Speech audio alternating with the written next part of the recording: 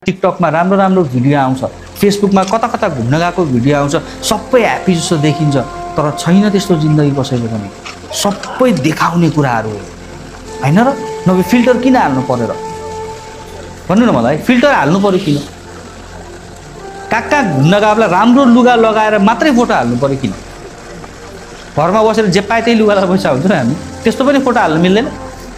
बुझ्यो भने कुनै मिठो रेस्टुरेन्टमा गएर राम्रो कुनै बेला खाइन्छ नि बाहिरतिर गएर, त्यो मात्रै हाल्नुपर्ने किन खास? कहिलेकाहीँ गुन्द्रुक र भात तरकारी केही पनि छैन, अचार अलिकति, त्यति मात्रै, त्यस्तो पनि हुन्छ नि, कहिले हुँदैन त? व्यस्त भयो सबैजना, केही पनि छैन त, कमसेकम दाल त पकाउनु पर्थ्यो, साग र भात मात्रै खानु मात्रै हुन्छ, अब घाँटीमा क्लिक त्यस्तो पनि हुन्छ होला। त्यो त हाल्दैन त किन? भनेपछि किन हो हामी यस्तो देखावटी स्टाइलमा बाँच्न अहिले हामी बाँचिरहेको छौँ नि। सबै कुरा राम्रो देखिन्छ अनि अरूसँग हेर्दाखेरि सबै सुन्दर अरूको, अनि मेरो हेर न केही पनि छैन। यसको बोयफ्रेन्डले त हेर न यहाँ घुमाउन लिएर, यसको बुढाले त हेर न त्यहाँ घुमाउन लिएर, योसँग त यस्तो बाइक पो छ, यस्तो गाडी पो छ, मसँग त केही छैन। यो खाले सोचाइ आउनु एकदम सजिलो भयो नि हामीलाई, किनभने हामी सबैजना रेसमा छौँ। सबैभन्दा राम्रो देखिनु पर्यो, फिल्टर हाल्नु पर्यो, यो गर्नु पर्यो, त्यो गर्नु पर्यो, दुनियाँ गर्नु पर्यो।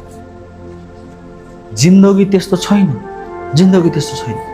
जिन्दगी त तपाईँ कुन फिल्टर हालौँ, कस्तो खाले मेकअप गरौँ भनेर तपाईँ सोच्नु भयो होला। तपाईँको मम्मीले भोलिको छाक कसरी टारौँ भनेर सोच्नु भइरहेछ।